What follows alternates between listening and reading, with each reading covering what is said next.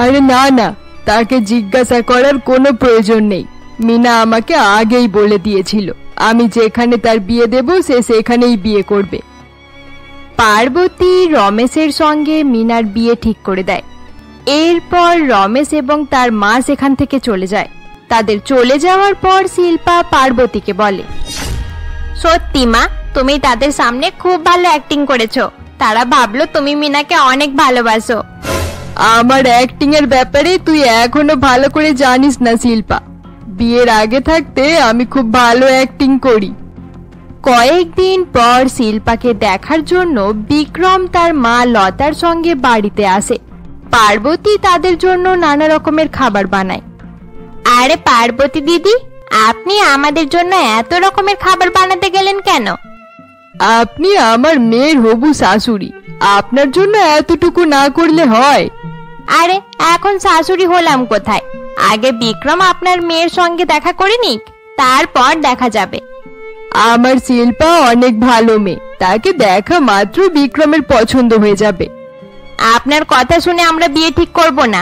আগে আপনার মেয়েকে আসতে দিন, তাকে দেখার পরেই আমরা ভেবে দেখব সে ভালো মেয়ে নাকি খারাপ মেয়ে। বিক্রমের মায়ের কথা শুনে পার্বতী চুপ করে দাঁড়িয়ে থাকে। কিছু সময় পর শিল্পা তৈরি হয়ে সেখানে আসে। শিল্পাকে দেখার পর বিক্রম অনেক খুশি হয়ে যায়। আচ্ছা, তাহলে এটা আপনার মেয়ে শিল্পা? কি রে বিক্রম, মেয়েটাকে তোর কেমন লাগলো? আমার মেয়েটাকে পছন্দ হয়েছে মা। আরে বাহ, এটা তো খুব ভালো কথা। পার্বতী দিদি, আপনার কপাল অনেক ভালো। আমার ছেলে প্রথম দেখাতেই শিল্পাকে পছন্দ করে নিয়েছে। এবার তাড়াতাড়ি বিয়ের দিনটা ঠিক করে ফেলুন। কয়েকদিন পর পার্বতী দেবী পণ্ডিত মশাইয়ের সাহায্যে বিয়ের তারিখ ঠিক করে ফেলে এবং 2 মাস পর খুব ধুমধাম করে শিল্পা এবং বিক্রমের বিয়ে হয়। একই মণ্ডপে মিনা এবং রমেশেরও বিয়ে হয়ে যায়। বিয়ের পর মিনা এবং শিল্পা নিজের নিজের শ্বশুর বাড়ি চলে যায়। শিল্পার শ্বশুর বাড়ি খুব সুন্দর ছিল। অপরদিকে মিনার শ্বশুর বাড়ি অনেক ছোট এবং পুরানো ছিল। মিনা শ্বশুর বাড়িতে পৌঁছালেই তার শাশুড়ি পূজার থালা হাতে নিয়ে দরজায় এসে দাঁড়ায়। আরে বৌমা, এসো, আজ থেকে এই বাড়িটা তোমার। যে কোনো সমস্যা হলে আমাদেরকে বলবে, আমরা তোমার কোনো রকমেরই কষ্ট হতে দেব না। আমার শাশুড়ি আর স্বামী কত ভালো মানুষ, আমার সঙ্গে কত ভালোভাবে বিহেভ করছে। মিনার শাশুড়ি খুব ভালোভাবে তার গৃহপ্রবেশ করায়। অপরদিকে শিল্পার শ্বশুর বাড়িতে অনেক লোকের ভিড় ছিল এবং গান বাজনাও চলছিল। আরে মা, তাড়াতাড়ি আমাদের গৃহপ্রবেশের কাজ শেষ করো। আর কতক্ষণ বাড়ির বাইরে দাঁড়িয়ে থাকবো? তুই চুপ করে দাঁড়িয়ে থাক। আমার একমাত্র ছেলের বিয়ে হয়েছে, আগে ভালোভাবে নাচ গান হবে, তারপর গৃহপ্রবেশ। আশেপাশের লোকেরা দেখুক কত ধুমধাম করে আমার ছেলের বিয়ে দিয়েছি। বিক্রম, আমার অনেক টায়ার্ড লাগছে, মাকে বলো না তাড়াতাড়ি গৃহপ্রবেশ করাতে। আমি রুমে গিয়ে একটু রেস্ট করব। আরে শিল্পা, তুমি দেখতে পাচ্ছ না মা কত হ্যাপি আছে? তুমি একটু অপেক্ষা করো, কিছু সময়ের মধ্যে গৃহপ্রবেশ হয়ে যাবে। বিক্রমের কথা শুনে শিল্পা বাড়ির বাইরেই দাঁড়িয়ে থাকে। এভাবেই আরো 30 মিনিট কেটে যায়, কিন্তু বিক্রমের মা তখনও নাচ গান নিয়েই ব্যস্ত। বিক্রম, এবার আমার খুব রাগ ধরে যাচ্ছে। মাকে তাড়াতাড়ি গৃহপ্রবেশ শেষ করতে বলো, আমি আর দাঁড়িয়ে থাকতে পারছি না। আরে মা, আর কত সময় লাগবে? আমরা কতক্ষণ বাড়ির বাইরে দাঁড়িয়ে থাকবো? বিক্রম, আমি দেখতে পাচ্ছি এই শিল্পা তোকে অর্ডার দেওয়ার চেষ্টা করছে। এই বাড়িতে প্রবেশ করার আগেই আমার ছেলেকে আমার বিরুদ্ধে করার চেষ্টা করছে। অনেক হয়েছে, আর আমি গৃহপ্রবেশ করাবো না। তোরা এমনি এমনি বাড়ির ভেতরে চলে আসতে পারিস। মা, তুমি রাগ করছো কেন? এভাবে রাগ করো না। মা, আপনার কোনো ভুল হয়েছে। আমি বিক্রমকে আপনার বিরুদ্ধে কিছুই বলিনি। মিথ্যে কথা বলিস না শিল্পা। তুই কি মনে করেছিস আমি শুধু নাচ গান করাই ব্যস্ত ছিলাম? নাচ গান করার সাথে সাথে আমি তোর উপরে ভালো করেই লক্ষ্য রেখেছিলাম। আমি দেখেছি তুই আমার ছেলেকে অনেক কিছু বলে আমার বিরুদ্ধে করার চেষ্টা করেছিলি। আরে মা, এবার রাগ না করে আমাদের গৃহপ্রবেশ করাও। বাড়ির বাইরে দাঁড়িয়ে থেকে আমিও অনেক ক্লান্ত হয়ে গেছি। এরপর লতা ছেলে বৌমায়ের গৃহপ্রবেশ করায়। এইভাবেই দেখতে দেখতে আরো কয়েকদিন কেটে যায়। একদিকে মিনা শ্বশুর বাড়িতে গিয়েও মায়ের বাড়ির মতোই পরিশ্রম করতে থাকে। মিনাকে বেশি পরিশ্রম করতে হতো না, কারণ তার শাশুড়ি আরতি বাড়ির কাজে তাকে সাহায্য করত। এরই সঙ্গে আরতি এবং রমেশ খুব ভালোভাবে মিনার খেয়ালও রাখত। অপরদিকে শিল্পার শ্বশুর বাড়িতে সবকিছুই বিপরীত ছিল। বিক্রম সবসময় অফিসের কাজে ব্যস্ত থাকত এবং শিল্পার শাশুড়ি লতা অনেক চালাক মহিলা ছিল। আরে তুই কি বাড়ির কাজ করতে পারিস না? তোর রান্না একদম ভালো হয়নি। মা, আমি আগে কোনোদিনও রান্না করিনি। শ্বশুর বাড়ি আসার পর থেকে আমাকে রান্নার কাজ করতে হচ্ছে। আমি তো ভেবেছিলাম এখানে রান্নার জন্য চাকর আছে। আরে রান্নার জন্য আবার কেউ চাকর রাখে নাকি? রান্নার কাজ বাড়ির বউদেরকেই করতে হয়। ঠিক আছে, তাহলে আমি ধীরে ধীরে শিখে নেব। আপনি আমাকে রান্না শেখাতে সাহায্য করে দেবেন। আমি কেন তোকে রান্না শেখাতে যাব? ইউটিউব দেখে রান্নাটা শিখে নিবি। আর কোনো জায়গায় অসুবিধে হলে নিজের মাকে বলবি, সে যেন ভালোভাবে শিখিয়ে দেয়। আমাকে যাতে শ্বশুর বাড়িতে কাজ না করতে হয়, তাই মা আমাকে ধনী বাড়িতে বিয়ে দিয়েছিল। মা জানতো না যে আমাকে এখানে এসে কত কাজ করতে হবে। আচ্ছা, তার মানে তুমি বলতে চাইছো আমরা তোমাকে দিয়ে অনেক কাজ করাচ্ছি? গরিব ঘরের মেয়েকে বউ করলে এটাই হয়। মা, আপনি আমার মায়ের বাড়ির ব্যাপারে এরকম করে বলছেন কেন? আমার সঙ্গে বেশি তর্ক করার চেষ্টা করবে না। বাড়ির অনেক কাজ পড়ে আছে, যাও সেগুলো আগে শেষ করো। শাশুড়ির কথা শুনে শিল্পা বাড়ির কাজ করতে শুরু করে দেয়। এরপর সেদিন রাতের বেলা সমস্ত কাজ শেষ করার পর শিল্পা বিক্রমের অফিস থেকে ফেরার অপেক্ষা করছিল। বিক্রম রাতে অনেক দেরি করে বাড়ি ফেরে। বিক্রম, তুমি আমাকে একদম টাইম দিচ্ছ না। আরে শিল্পা, অফিসে কাজের একটু চাপ আছে, কয়েকদিন একটু দেরি হবে। আমাদের যে নতুন বিয়ে হয়েছে সেটা তুমি জানো না? তোমার কাছে যখন সময় ছিল না তাহলে বিয়ে করতে গিয়েছিলে কেন? তুমি জানো না নতুন বউকে বেশি বেশি টাইম দিতে হয়? শিল্পা, তুমি রেগে যাচ্ছ কেন? এটা ঠিক যে আমি দেরি করে বাড়ি ফিরি, কিন্তু অফিসে থাকা অবস্থায় আমি বারবার তোমাকে ফোন করি। ফোন করলে সব কাজ শেষ হয়ে যায় না বিক্রম।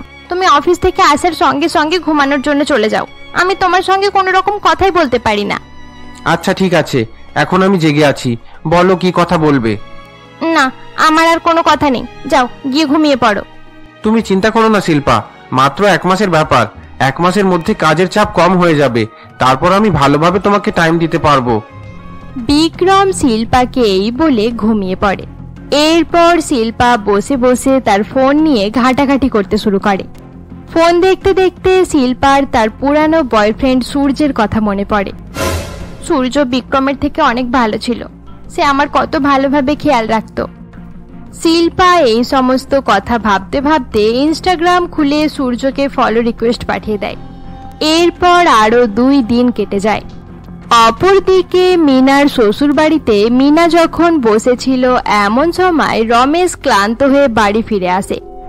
কি ব্যাপার রমেশ, আজকাল তুমি অনেক বেশি টায়ার্ড হয়ে বাড়ি ফিরছো কেন? কি আর বলবো মিনা, আজকাল চাষবাসের কাজ অনেক বেশি থাকে, সব কাজ শেষ করতে করতে হাঁপিয়ে যাই। তাহলে তুমি চাষবাসের কাজ ছেড়ে দিচ্ছ না কেন? এই কাজ ছাড়া আমি অন্য কিছু পারি না মিনা।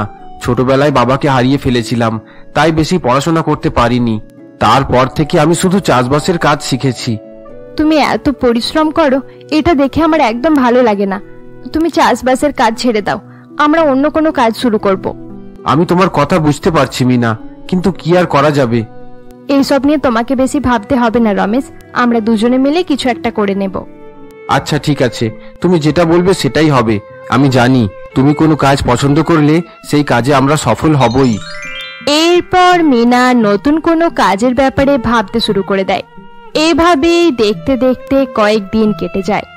একদিন মিনার শাশুড়ি এবং স্বামী যখন বসেছিল এমন সময় মিনা তাদের কাছে আসে। আচ্ছা মা, আমরা যদি বাড়ি থেকে মিষ্টি বিক্রি করার ব্যবসা করি তাহলে কেমন হয়? আমি খুব ভালো মিষ্টি বানাতে পারি। খুব ভালো আইডিয়া, কিন্তু এটা করা কি ঠিক হবে? আরে মা, মিনা যখন বলছে তাহলে একবার চেষ্টা করে দেখা যাক। আমার বিশ্বাস মিনার বানানো মিষ্টি অনেক ফেমাস হবে। এরপর থেকে মিনা তার শাশুড়ি এবং স্বামীর সহযোগিতায় মিষ্টি বানাতে শুরু করে দেয়। মিনার শাশুড়ি আশেপাশের সকল মানুষদেরকে তার বানানো মিষ্টির কথা জানিয়ে দেয়।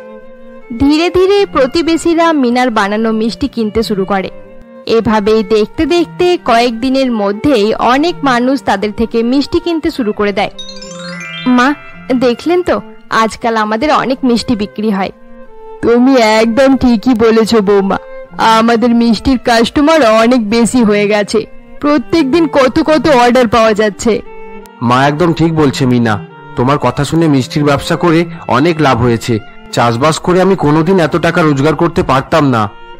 এভাবেই মিনার বানানো মিষ্টি অনেক ফেমাস হয়ে যায় এবং ধীরে ধীরে তারা একটি মিষ্টির দোকান শুরু করে ফেলে। দোকান বানানোর পর থেকে তাদের ইনকাম আরো বেশি বেড়ে যায়। এরকমই একদিন মিনা তার মায়ের বাড়িতে আসে। মিনার বাবা অজয় এবং সৎ ভাই বিজয় তাকে দেখে অনেক খুশি হয়, কিন্তু সৎ মা পার্বতী একটুও খুশি হয় না। মিনা কিছু সময় পর্যন্ত সেখানে থাকার পর শ্বশুর বাড়িতে ফিরে আসে। পরের দিন রমেশ যখন বাড়িতে ছিল এমন সময় মিনা তাকে বলে, রমেশ, আমাকে মার্কেট থেকে কয়েকটা জিনিস আনতে হবে, তুমি কি আমার সঙ্গে যাবে? আমি তোমার সঙ্গে চলে গেলে দোকানের খেয়াল কে রাখবে? তুমি গিয়ে যা লাগবে নিয়ে এসো, আমি দোকানে আছি। এরপর মিনা দোকানে যাওয়ার জন্য বেরিয়ে পড়ে। মিনা যখন রাস্তা থেকে হেঁটে যাচ্ছিল এমন সময় সে দেখে একটি গাড়িতে শিল্পা তার পুরানো বয়ফ্রেন্ড সূর্যের সঙ্গে কোথাও একটা যাচ্ছে। গাড়ির ভেতর থেকে শিল্পাও মিনাকে দেখে ফেলে এবং খুব ভয় পেয়ে যায়। এরপর মিনা মার্কেট থেকে কিছু জিনিস কেনার পর বাড়ি ফিরে আসে। সেদিন সন্ধ্যাবেলায় মিনা শিল্পাকে ফোন করে। হ্যালো, কি হয়েছে মিনা? তুমি আমাকে ফোন করেছো কেন? তুই ভালো করেই জানিস আমি তোকে কেন ফোন করেছি। শিল্পা, তোর বিয়ে হয়ে গেছে, তুই আবার সূর্যের সঙ্গে দেখা করা শুরু করেছিস কেন? তাহলে আমি কি করব? বিক্রমের কাছে আমার জন্য সময় নেই, আর আমার শাশুড়িও আমার সাথে ভালোভাবে কথা বলে না। তার মানে এটা নয় যে তুই নিজের বয়ফ্রেন্ডের সঙ্গে আবার দেখা করা শুরু করে দিবি। তুই বিক্রমকে বোঝানোর চেষ্টা কর। আমাকে বেশি জ্ঞান দেওয়ার চেষ্টা করো না মিনা, আমি তোমার কোনো কথাই শুনতে চাই না। শিল্পা এই বলে ফোন কেটে দেয়। অপরদিকে মিনা শিল্পাকে নিয়ে চিন্তা করতে শুরু করে এবং তার ব্যাপারে কথা বলার জন্য নিজের মায়ের বাড়িতে আসে। পার্বতী মিনাকে দেখার সঙ্গে সঙ্গে প্রচন্ড রেগে যায়। কি হয়েছে? তুই আবার এখানে কি করতে এসেছিস? মা, আমি তোমার সঙ্গে খুব জরুরি একটা কথা বলতে চাই। আমি তোর সঙ্গে কোন রকমেরই কথা বলতে চাই না, নিজের বাবার সঙ্গে গিয়ে কথা বল, যা এখান থেকে। মা, বাবার সঙ্গে এই ব্যাপারে কথা বলা ঠিক হবে না, এটা খুবই গুরুত্বপূর্ণ একটা কথা। কি কথা? তাড়াতাড়ি বল আর এখান থেকে যা। শিল্পা আবার সূর্যের সঙ্গে কথা বলা শুরু করেছে। আমি তাকে বোঝানোর চেষ্টাও করেছি, কিন্তু সে আমার কোনো কথাই শুনছে না। মা, তুমি শিল্পাকে বোঝানোর চেষ্টা করো। তোকে শিল্পাকে নিয়ে বেশি চিন্তা করতে হবে না, চিন্তা করার জন্য আমি আছি, এবারে যা এখান থেকে। পার্বতীর মুখে এরকম কথা শুনে মিনা দুঃখী হয়ে সেখান থেকে চলে যায়। মিনার চলে যাওয়ার পর পার্বতী শিল্পাকে ফোন করে এবং মিনার কথাগুলো তাকে জানায়। আরে মা, মিনা তোমাকে মিথ্যা কথা বলেছে, তুমি তার কথাই শুধু শুধুই চিন্তা করছো। শিল্পা এই বলে ফোন কেটে দেয়। সেদিন রাতের বেলায় বিক্রম নেশা করে বাড়ি ফেরে। বিক্রমের ব্যবসায় অনেক লস হওয়ায় সে অনেক চিন্তিত হয়ে পড়েছিল। বিক্রমকে চিন্তিত অবস্থায় দেখে তার মা লতা বলে, বাবা বিক্রম, তোকে এরকম চিন্তিত অবস্থায় দেখতে ভালো লাগছে না, নিজের একটু ভালো করে খেয়াল রাখ। আজ তুমি আবার নেশা করে বাড়ি ফিরেছো? আমি আর কি করব শিল্পা, বিজনেসে অনেক লস হয়েছে, চারিদিকে আমার অনেক ঋণ হয়ে গেছে। এরকম বিজনেস করে কি লাভ? তুমি ভালো করে বিজনেসটাও করতে পারছো না, আর তোমার সংসারও সামলাতে পারছো না। আমার মনে হচ্ছে তুমি ধীরে ধীরে সবকিছু হারিয়ে ফেলবে। এরকম করে বলো না শিল্পা, আমি তোমাকে অনেক ভালোবাসি। এটা কোনো ভালোবাসা নয় বিক্রম, তুমি সবসময় নেশা করে নিজের ব্যবসা নিয়েই পড়ে থাকো, আমাকে নিয়ে তুমি একদম চিন্তা করো না। বৌমা, তুমি বিক্রমের সঙ্গে এরকম ভাবে কথা বলছো কেন? বিক্রম তো এমনিতেই অনেক টেনশনে রয়েছে। মা, এই সবকিছু আপনার জন্যই হয়েছে। আপনি নিজের ছেলেকেও ভালোভাবে সামলাতে পারেননি, আর আমার দিকেও লক্ষ্য রাখেননি। তুমি তো বিক্রমের স্ত্রী, তোমাকেও বিক্রমের খেয়াল রাখা দরকার। বিক্রম কিভাবে নিজের নেশা ছাড়বে এসব দিকে ভালো করে লক্ষ্য রাখা দরকার। সবসময় টাকার পেছনে ছোটাছুটি করত, আমার দিকে একটুও লক্ষ্য রাখতো না, এসব তো হওয়ারই ছিল। বৌমা, তুমি এরকম করছো কেন? বিক্রমের বিজনেস এখন অনেক খারাপ চলছে, ধীরে ধীরে আমরা গরিব হয়ে যাচ্ছি। আমরা গরিব হয়ে যাচ্ছি তাই তো আপনি আমার সঙ্গে ভালোভাবে কথা বলছেন, এতদিন আপনি আমার সঙ্গে অনেক খারাপ ব্যবহার করেছেন। শিল্পা এভাবেই শাশুড়ির সঙ্গে কথা বলতে থাকে। অপরদিকে বিক্রম দুঃখী হয়ে সেখানেই বসে থাকে। অনেক দিন থেকে ব্যবসায় লস হওয়ার কারণে বিক্রম ডিপ্রেশনে চলে গিয়েছিল। শিল্পা বিক্রমের দিকে তাকায় এবং কিছু ভাবতে শুরু করে। এদের অবস্থা এখন ভালো নেই, এরা নিজেও ভিখারি হয়ে যাবে আর এদের সঙ্গে সঙ্গে আমাকেও বিপদে পড়তে হবে। তাড়াতাড়ি সূর্যের সঙ্গে পালিয়ে যেতে হবে। এরপর থেকে শিল্পা বিক্রমের সঙ্গে ভালোভাবে কথা বলতো না এবং তার থেকে দূরে দূরে থাকতে শুরু করে। বিক্রম একইভাবে প্রত্যেক দিনই নেশা করে বাড়ি ফিরত। এরকমই একদিন। শিল্পা, কি হয়েছে? তুমি সবসময় ফোন নিয়ে ব্যস্ত থাকো কেন? আমাকে একদম টাইম দিচ্ছ না কেন? এখন তোমার প্রবলেম হচ্ছে কেন? যখন আমি তোমাকে টাইম দেওয়ার কথা বলতাম তখন তুমি আমার কোনো কথা শুনেছিলে? শিল্পা, এই অবস্থায় তোমাকে আমার পাশে প্রয়োজন। তুমি আমার সঙ্গে এরকম ব্যবহার করো না। তুমি কি আমার অবস্থা দেখতে পাচ্ছ না? এই অবস্থায় তোমার সাপোর্ট পেলে আমি আবার কাজ করার শক্তি ফিরে পাবো। আমি তোমাকে সাপোর্ট করতে পারবো না। এতদিন তুমি আমাকে নিয়ে চিন্তা করনি, তাই আমিও তোমাকে নিয়ে ভাবতে পারবো না। প্লিজ এরকম করে বলো না। এই অবস্থায় তুমি আমাকে না সামলালে কে সামলাবে? যাও নিজের মাকে গিয়ে বলো, আগে যখন অবস্থা ভালো ছিল তখন তোমার মাও আমার সঙ্গে ভালো ব্যবহার করেনি, তাই আমি তোমাদের দুজনের জন্য কিছুই করতে পারবো না। শিল্পা এই বলে সেখান থেকে চলে যায়। কয়েকদিন পর বিক্রম মিনার সঙ্গে দেখা করার জন্য তার মিষ্টির দোকানে পৌঁছায়। সেখানে মিনার স্বামী রমেশও উপস্থিত ছিল। আরে বিক্রম, তুমি এখানে? সবকিছু ঠিক আছে তো? আরে বিক্রম, এসো। কি হয়েছে? তোমাকে একটু চিন্তিত মনে হচ্ছে কেন? আসলে আমি শিল্পার ব্যাপারে কথা বলার জন্য এসেছি। জানি না শিল্পার কি হয়ে গেছে। বেশ কিছু দিন থেকে আমার বিজনেসে অনেক লস হচ্ছে এবং সব জায়গায় আমার ঋণ হয়ে গেছে। কিন্তু এরকম অবস্থায় শিল্পা আমার পাশে থাকার পরিবর্তে আমার সঙ্গে ভালোভাবে কথা পর্যন্ত বলছে না। তুমি চিন্তা করো না বিক্রম, আমি শিল্পাকে বোঝাবো। শুনেছি তুমিও অনেক বেশি ড্রিঙ্ক করো, তাই তোমাকেও নিজেকে সামলাতে হবে। মিনা একদম ঠিক বলছে বিক্রম। সবসময় নেশা করে থাকলে সমস্যার সমাধান হবে না। এরকম করলে তোমার সমস্যাগুলো আরো বেড়ে যাবে। হ্যাঁ আমি জানি রমেশ, তাই কয়েকদিন থেকে আমি নেশা করা বন্ধ করে দিয়েছি। আমি আর ড্রিঙ্ক করি না। এসবের পরেও শিল্পা আমার কাছে আসছে না। তুমি চিন্তা করো না, আমি শিল্পাকে বোঝাবো, সবকিছু ঠিক হয়ে যাবে। আমি শুধু এই ব্যাপারে কথা বলার জন্য এসেছিলাম। আমি শিল্পার সঙ্গে সম্পর্ক শেষ করতে চাই না। তোমরা তার সঙ্গে একটু কথা বলে সবকিছু ঠিক করার চেষ্টা করো। বিক্রম এই বলে সেখান থেকে চলে যায়। মিনা ভালোভাবেই জানতো শিল্পা কেন বিক্রমের থেকে দূরে সরে যাচ্ছে, কিন্তু মিনা বিক্রমকে এই ব্যাপারে কিছুই জানায় না। মিনা, তুমি শিল্পার সঙ্গে কথা বলে তাকে বোঝানোর চেষ্টা করো শিল্পা কেন এরকম করছে। হ্যাঁ, আমি তার সঙ্গে কথা বলবো। এবারে এসব বন্ধ করে দেওয়া দরকার। এসব বন্ধ করে দেওয়া দরকার মানে? তুমি কোন জিনিসের কথা বলছো? মিনা তার স্বামীর উপর বিশ্বাস করত, তাই সে তাকে শিল্পার ব্যাপারে সমস্ত কথা জানিয়ে দেয়। সবকিছু শোনার পর রমেশ বলে, এটা তো খুব খারাপ কথা। শিল্পা তো বিক্রমকে ধোঁকা দিচ্ছে। হ্যাঁ আমি জানি। আমি আবার শিল্পার সঙ্গে কথা বলার জন্য তার বাড়ি যাব, তাকে বোঝানোর চেষ্টা করব। ঠিক আছে, তুমি আজকেই চলে যাও। মিনা শিল্পার শ্বশুর বাড়ি যাওয়ার কথা ভাবছিল। এমন সময় তার কাছে বিক্রমের ফোন আসে। মিনা, শিল্পার ফোন লাগছে না। সন্ধে হতে চলেছে, এখন পর্যন্ত সে বাড়ি ফেরেনি। জানি না তার কি হলো। তুমি কি জানো সে কোথায় যেতে পারে? প্লিজ কিছু একটা করো, আমার অনেক চিন্তা হচ্ছে। এটা কিভাবে হতে পারে? তুমি চিন্তা করো না, আমি কিছু একটা করছি। কি হয়েছে মিনা? বিক্রম কি বললো? শিল্পার খোঁজ পাওয়া যাচ্ছে না। তুমি তাড়াতাড়ি আমার সঙ্গে চলো, হয়তো আমি জানি সে কোথায় যেতে পারে। এরপর মিনা রমেশকে নিয়ে বেরিয়ে পড়ে। বেশ কিছু দূর যাওয়ার পর তারা একটি বাড়ির বাইরে গিয়ে দাঁড়ায়। রমেশ, সেদিন আমি এই রাস্তাতেই শিল্পাকে সূর্যের সঙ্গে দেখেছিলাম। দেখো, ওই বাড়ির বাইরে একটা গাড়িও রাখা আছে। শিল্পা এই গাড়ি করেই সেদিন সূর্যের সঙ্গে ঘুরে বেড়াচ্ছিল। চলো আমরা বাড়ির ভিতরে গিয়ে দেখি। না না, এভাবে যাওয়াটা ঠিক হবে না। পুলিশকে খবর দেওয়া দরকার। এরপর রমেশ পুলিশকে খবর দিয়ে দেয়। কিছু সময়ের মধ্যেই দুজন পুলিশ সেখানে চলে আসে এবং সেই বাড়ির দরজা নক করতে শুরু করে। বেশ কিছু সময় পর্যন্ত কেউ দরজা না খোলায় পুলিশ দরজা ভেঙে বাড়ির ভেতরে ঢুকে পড়ে। সকলে বাড়ির ভেতরে গিয়ে দেখে শিল্পা অজ্ঞান অবস্থায় একটি চেয়ারে বসে রয়েছে এবং তাকে দড়ি দিয়ে বেঁধে ফেলা হয়েছে। অপরদিকে সূর্য হাতে একটি ব্যাগ নিয়ে সেখান থেকে পালানোর ব্যবস্থা করছে। হঠাৎ পুলিশকে দেখে সূর্য অবাক হয়ে দাঁড়িয়ে পড়ে। এরপর পুলিশ সূর্যকে অ্যারেস্ট করে সেখান থেকে নিয়ে যায়। সূর্য আমাকে কিডন্যাপ করে নিয়ে যাওয়ার প্ল্যান করছিল।